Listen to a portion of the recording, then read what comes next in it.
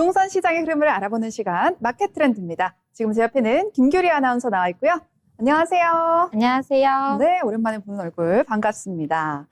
한국부동산원이 발표한 전국 4월 주택가격 조사를 보면요. 지난달 서울 아파트값 상승률이 0.55%를 기록하면서 전월 대비 오름폭을 보였죠.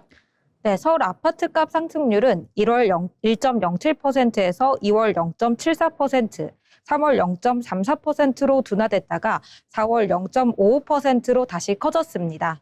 올해 누적으로는 2.72% 상승했고요. 재건축 추진단지와 대단지, 역세권 같은 선호단지에서 상승 거래가 이어졌고 일부 관망세 속에서도 전체 흐름은 상승세를 유지했습니다. 네, 그런데 전셋값도 정말 장난 아닙니다. 말 그대로. 이 집값도 오르고 있지만 실수요자들이 더 크게 체감하는 부분은 전세 월세 쪽인 것 같아요. 특히 송파, 노원 등 실수요 밀집 지역에서 전셋값 강세가 두드러지게 나타나고 있는데요. 이것 좀 설명해 주시죠. 네, 전세는 송파구가 1.39%로 가장 많이 올랐고요. 노원구도 1.17% 상승했습니다. 잠실 신천동 대단지, 중계 월계동 중소형 아파트처럼 실거주 수요가 몰리는 곳 중심으로 강세가 두드러졌고요. 매매는 광진구 0.96%, 성북구 0.92%, 노원구 0.79% 등 비강남권 오름폭이 컸던 반면 강남구는 압구정, 개포동 위주로 마이너스 0.22%를 기록하는 등 일부 혼조세도 나타났습니다. 네, 그런데 가격만 오른 게 아니라 거래 자체도 좀 줄었습니다. 결국 시장 분위기가 그만큼 더 팍팍해졌다 이렇게 해석할 수 있을 것 같아요. 네, 그렇습니다. 지난달 서울 신규 전세 계약 건수는 3,634건으로 1년 전 6,136건과 비교하면 거의 절반 수준으로 줄었습니다. 서울 아파트 전월세 계약도 모두 15,177건으로 1년 전보다 크게 감소했는데요. 매매는 부담스럽고 전세와 월세 부담은 커지다 보니 실수요자들의 불안이 커지고 있는 상황입니다.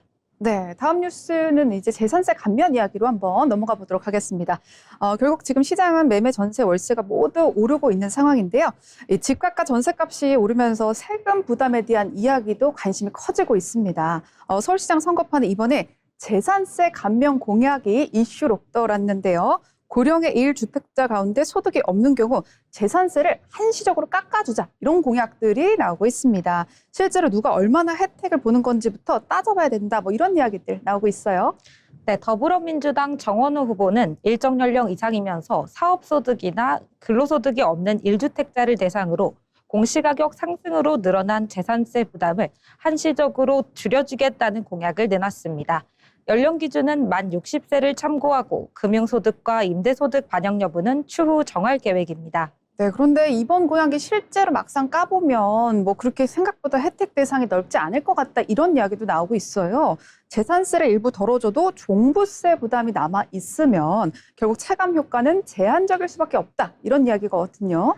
네, 그렇습니다. 현재 공시가격 12억 원 초과 1주택자는 종합부동산세 대상인데요. 올해 그 대상이 된 1주택자는 48만 7,362가구로 전년보다 50% 이상 늘었습니다.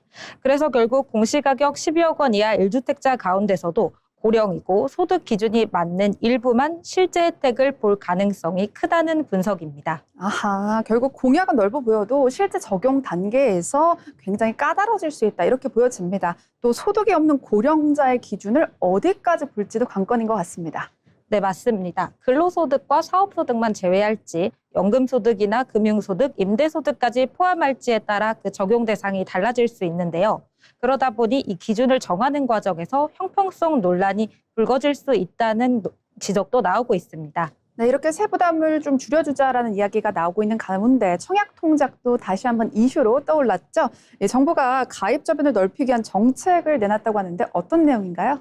네, 대표적으로 2024년에 나온 청년 주택드림 청약통장이 있는데요. 만 19세 이상 34세 이하의 무주택자 청년이 대상이고 연소득 5천만 원 이하 요건도 충족해야 합니다. 네, 근데 기존에도 청년들을 위한 청약통장은 사실 상당히 많았거든요. 근데 청년들이 많이 가입하려면 뭔가 혜택도 조금 더 좋아져야 될 텐데요. 네, 맞습니다. 기존 청년 우대형과 비교하면 가입 소득 기준이 연 3,600만 원에서 5천만 원으로 완화됐고요. 월 납입 한도는 50만 원에서 100만 원으로 늘어났습니다. 또 최고금리는 4.5%까지 적용되고요.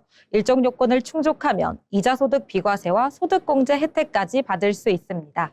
아하, 그러니까 이제 청약 자격만 쌓이는 통장이 아니라 혜택까지 함께 챙길 수 있는 그런 상품이다라고 볼 수 있겠네요. 게다가 청약에 당첨되면 분양가의 최대 80%까지를 대출을 지원받을 수 있다고 하는데 실제 내 집 마련의 과정까지 이어지는 청년 맞춤형 상품으로 보입니다. 김규리 아나운서는 청년으로서 어떻게 느끼나요? 네, 안 그래도 저도 주택 청약을 하고 있는데요. 이렇게 청년 맞춤형 상품이 나오니까 반갑더라고요. 네, 저도 전에 하던 상품이 있다 보니까 새로 가입해야 하나 고민을 했었는데 기존의 주택 청약 가입자도 조건만 맞으면 전환이 가능하다고 하더라고요. 기존 납입 인정 회차와 가입 기간은 그대로 인정되고요. 다만 우대 금리는 전환 이후 새로 납입한 금액에만 적용된다고 합니다. 그렇군요. 이제 내 집 마련을 꿈꾸는 청년 입장에서는 꽤나 실질적인 정책이다 이렇게 느껴질 수 있을 것 같습니다. 지금 부동산 시장에서는 한쪽에서는 세를 부담 덜어주는 그런 정책들이 나오고 있고요. 또 다른 한쪽에서는 청년층의 내 집 마련을 위한 금융 혜택이 나오고 있습니다. 이 정책이든 금융 상품이든 결국에는 나에게 맞는 상황에 맞춰서 선택하는 것이 중요하다 이렇게 보여집니다. 지금까지 마켓트렌드였습니다.